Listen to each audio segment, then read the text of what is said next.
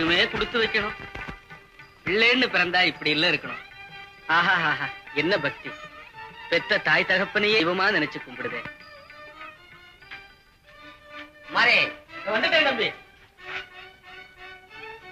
Jimmy வரியா வரியா ஐக்கு பால் வந்துச்சே ரைக்கல இந்த ஆக்ஷன் பை முதல்ல ஜிம்மி. தம்பி தம்பி, யார் அது?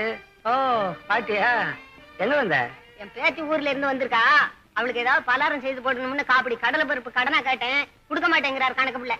உனக்கெல்லாம் எங்க கொடுக்க போறாரு? வா. கணக்கு பிள்ளை,